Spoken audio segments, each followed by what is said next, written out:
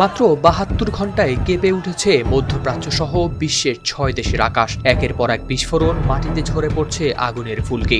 দোহা থেকে সানা, বৈরুত থেকে গাজা, সব জায়গায় যেন আতঙ্কের ছায়া। আর এই আগ্রাসনের নাম মধ্যপ্রাচ্যের গলার কাটা ইসরায়েল। মাত্র ৩ দিনে ফিলিস্তিন, লেবানন, সিরিয়া, তিউনিসিয়া, কাতার এবং ইয়েমেনে হামলা চালিয়েছে বর্বর এই দেশ। সংবাদ মাধ্যম আল জাজিরার এক প্রতিবেদনে প্রকাশ পায় এই তথ্য।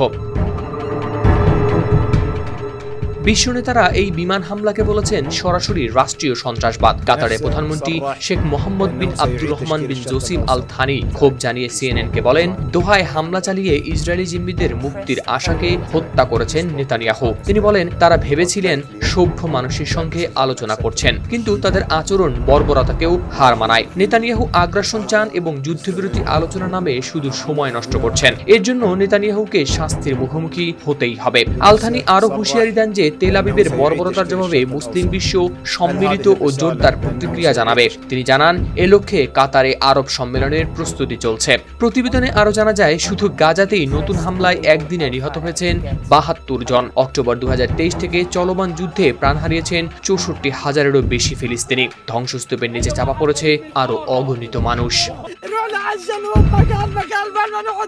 এর মধ্যে সবচেয়ে আলোচিত ছিল কাতারের রাজধানী দোহায় আক্রমণ। ওয়েস্ট বে এলাকায় হামাস নেতৃত্বের বৈঠক চলাকালে চালানো এই বিমান হামলায় নিহত হন ৬ জন। এর মধ্যে ছিলেন খলিল আল হাইয়ার ছেলে ও তার দেহরক্ষীরা।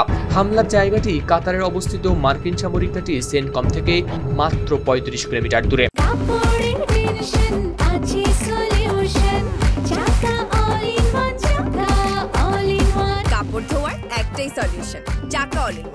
এদিকে এর একদিন পরেই ইয়েমেনের সানা ও আল জাউফ প্রদেশে আঘাত হানে ইসরায়েলি বিমান। সেখানে প্রাণ হারায় অন্তত ৩৫ জন, আহত হন শতাধিক।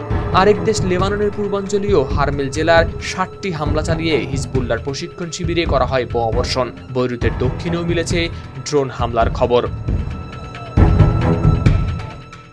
সিরিয়ার হোমস ও লাতাকিয়ায়ও আঘাত হানে ইসরায়েলি যুদ্ধবিমান। দেশটির পররাষ্ট্র মন্ত্রণালয় এতে নিন্দা জানিয়ে বলছে, রাষ্ট্রীয় সার্বভৌমত্বের প্রকাশ্য লঙ্ঘন। একইভাবে তিউনিসিয়ার সিদি বু সাইদ বন্দরে নোঙর করা মানবিক সহায়তার জাহাজেও চালানো হয়েছে সন্দেহভাজন ড্রোন হামলা, যদিও ঘটেনি বড় ধরনের হতাহতের ঘটনা।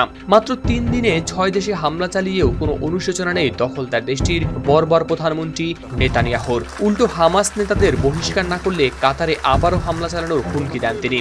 ইসরায়েলের এই বেপরোয়া মনোভাব অন্যদিকে যুক্তরাষ্ট্রের ভূমিকায় কাতার ও উপসাগরীয় দেশগুলোর নিরাপত্তা ব্যবস্থাকে করেছে প্রশ্নবিদ্ধ। হাওলাদার শামীম, RTV।